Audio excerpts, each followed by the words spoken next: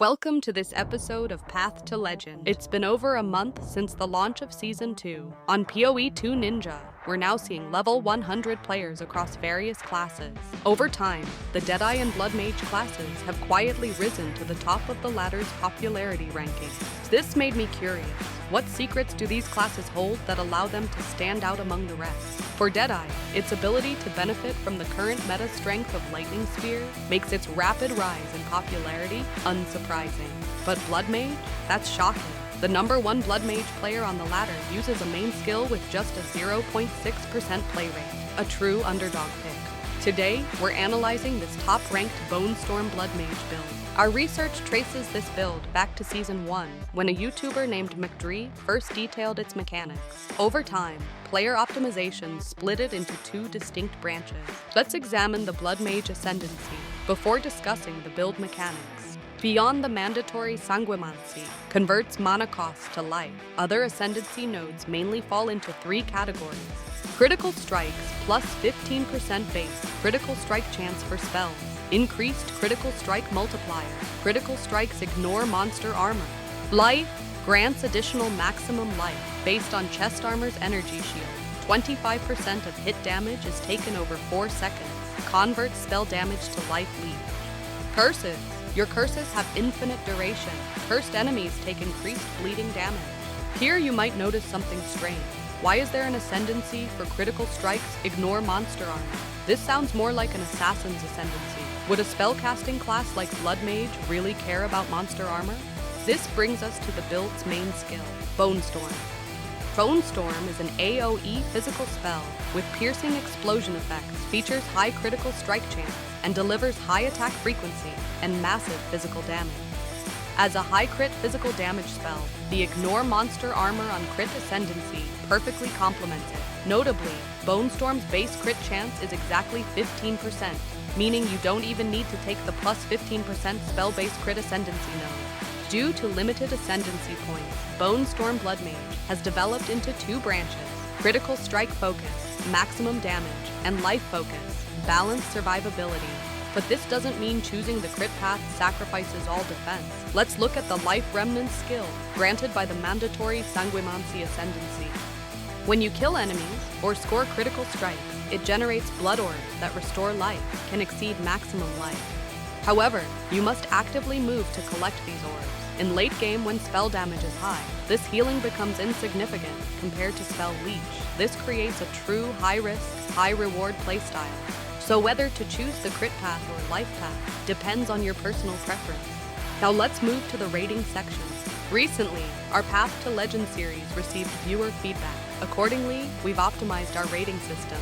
First, we were concerned that with previous scores like 4.5 and 4.8 points, viewers might have difficulty intuitively understanding the difference between them. Therefore, we've decided to switch to a 100-point scale. Secondly, to improve the viewing experience, we've conducted more scientific data analysis. Now with more detailed and comprehensive analytical data, we can support scoring using the 100-point system. Cost. We analyzed this character's complete equipment set, compared prices on PoE2 Trade, and calculated the total equipment cost to be approximately 38.4 Divine Orbs. According to our statistics, the median equipment cost among all ladder players is about 7 to 8 Divine Orbs, with most level 90+ players spending around 20 Divine Orbs. Therefore, the 38.4D price is relatively expensive, placing in the 93rd point, 1/14th percentile of ladder costs, resulting in a cost score of only 67 points. Since this character follows the life-focused build path, with equipment emphasizing extremely high energy shield, life, and resistances, it achieves such formidable EHP. However, if choosing the critical strike path and sacrificing defense for pure high-risk damage output, the cost would be significantly lower. Considering these factors comprehensively and integrating the costs of both critical strike and life-focused paths, a final cost score of 75 points is more reasonable. Strength. Currently on PoE2 Ninja, the top Blood Mage player is named luckyfail, who is also the foremost user of Bonestorm. We compiled all data from PoE2 Ninja. As of May 6th, this player's DPS reached 247,669, placing them in the 93rd.09 percentiles among ladder players.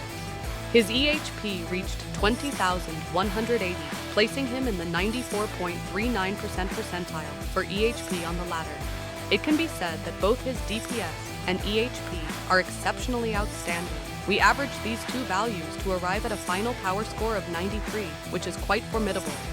Uniqueness. We still evaluate this by observing the build's class usage percentage on the ladder, core equipment usage rate, and skill combination usage rate. On Po2 Ninja, we can see that Bonestorm has only a 0.6% usage rate, making it an undisputed super niche skill. Blood Mage has a 9% usage rate, placing it in the top 4 most used classes. For main equipment, due to this build's unique mechanics, Bonestorm Blood Mage requires physical spellcasting wands that very few players use, making it essentially the only build that utilizes this weapon type. Therefore, by combining these three usage rates, we calculate this build's uniqueness percentile as 81.79%, which we can round to 82 points. Practicality. The Practicality score is the only somewhat subjective, manually determined rating. Regarding this build, it possesses both powerful AoE and piercing capabilities, significantly improving map clearing efficiency.